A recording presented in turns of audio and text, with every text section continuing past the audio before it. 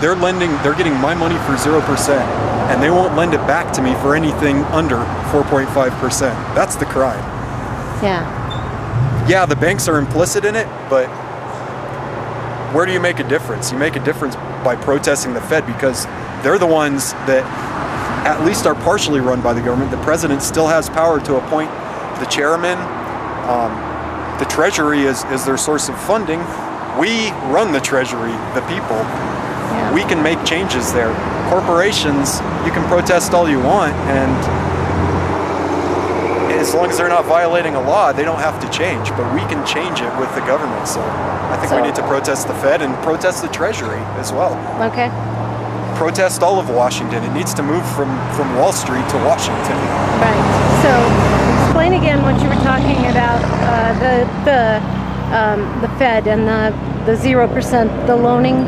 Yeah, so the banks made a bunch of really risky decisions and created financial instruments, and yeah, that's bad, and a lot of it should have been illegal or at least highly regulated, and it shouldn't have happened. They failed. A good number of them did. We bailed them out, and then as a result, all this taxpayer money went to basically large private institutions. That was the first stage. Now, as a result, they still exist, and the Fed, which gets their money from the Treasury, is giving that money right back to the banks for 0% interest. That's our money again. Yep. Even after we just bailed the banks out, Right. they're taking our money, and even though they're paying nothing on it, and they have almost no liability or risk, they're not passing any of that on back to us. Right. If you go to refinance a house, it's 4.5%. If your credit sucks, It's higher. you're 5.5, or 8% in some cases. And these banks are making obscene amounts of money off this with having no liability, essentially. And there's something deeply wrong with that. Yes. So for you, that would be why we should be protesting. Yeah. I think the real issue, corporations are greedy and obscenely large and obscenely profitable, but really It's really about the banks. yeah, I think it's more about the Fed and about the Treasury and about our lack of regulation and about our misguided federal policies. I think people need to be able to succeed. Yes. People need to have some sort of drive. I just got through traveling through all of the ex-Yugoslavia, Bulgaria, Romania, all these ex-communist countries. And they were just decimated by basically an oppressive government that wouldn't let anybody succeed. And there's still that mentality in them where they don't want to let their neighbor get ahead. There was, in almost every country I went to, they had almost the exact same saying where they would say, your neighbor, I can't remember the exact quotation, but you don't want to see your neighbor get ahead of you, but as soon as he leaves the country because he can't succeed in this country and he finds success somewhere else, then all of a sudden he's your favorite son again. But as long as he's in the country, no one wants to let him succeed. And we can't, if we let that happen here, that sort of mentality take over, then we're going to end up in the same boat that they are. I don't think that's a good thing at all. So I think we do need to be able to succeed. And as the other guy, I can't remember his name, as he was saying, Jacob. there's only so much wealth. Anytime you have inequality, anytime you have someone getting rich, then someone has to get poor. Right. But it's true. I fully agree with that. But if you spread everything out evenly on the converse side of things, then everybody's poor and nobody's happy. And nobody wants anyone else to succeed because there's no reason to succeed.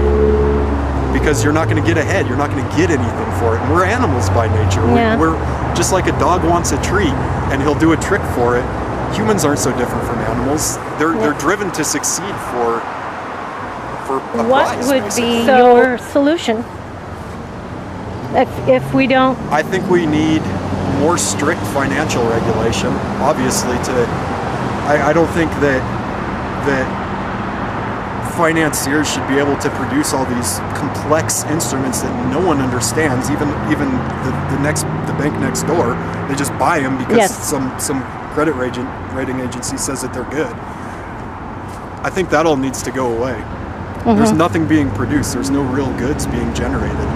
Yeah. And there's people making obscene amounts of money off of that. I think that should be regulated. Okay. I think that corporations should be held accountable for their tax burden. I think that people who make large amounts of money should also be held accountable for their tax burden, and people who make less amounts of money should have not necessarily assistance in the form of free money, but their tax rate should be taken into account. When you only make $12,000 a year and you pay the same sales tax rate as someone who makes $12 million a year, the percentage of your burden is obviously different, and I don't think that's right. Yeah, I was listening to some guys getting ready to run for Republican office, and his idea is a 9% across the board. Like a flat tax. Flat tax. You know, he's pushing that one, and I've heard both sides on that. I've heard that, you know, that sounds good until you realize what it really means. Yeah. You know, and once again, you bargain without the fact that right now the fat cats can move everything offshore. If we don't do something about that, nothing's going to change. Yeah, I agree. Offshore havens should be definitely either completely gotten rid of or highly regulated and completely opened up so that people can see how corporations launder or taxed. Yeah. It's got to be some answer. Thank you. Yeah. I read this. You can probably find this on the internet somewhere. This was a number of years ago. Halliburton has a corporate office in I think it was the Bahamas. You'll have to look this up. Have you heard this? Some investigative journalist went and looked at the office, went and actually found it. It's one room that's basically the size of a closet with a phone in it that no one ever answers and no one works in it, and they're bringing hundreds of millions of dollars. This office was generating hundreds of millions of dollars worth of profit. Oh my! And all it was an empty broom closet with a phone in it. That kind of stuff needs to end. Yep. That's where, I mean, yeah, stockbrokers are greedy. Everybody knows it. Yeah. They make way too much money for producing nothing. But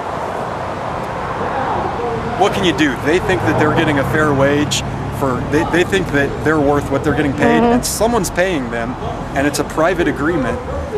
What can you do against that? Whoever's paying them thinks that they're worth whatever they're paying them, obviously. But when a company's just a shell making hundreds of millions of tax-free dollars, that needs to be shut down. That's the kind of stuff that needs to be shut down. I would agree with you. And I think the people in this movement need to get together and form some sort of cohesive plan. They need to create an arrow and shoot that arrow, one arrow into the heart of one target, not a bunch of. I think that when you get something that is generic, you know, you're going to get a lot of ideas first. Yeah. Then hopefully you get it honed down so you can get an arrow. But perhaps your ideas will be part of that arrow. Well. So thank you for letting me film you. Yeah, no problem. Good luck on your story and all of that. Thank you. Appreciate it. All right, take it easy, guys. Thanks a lot.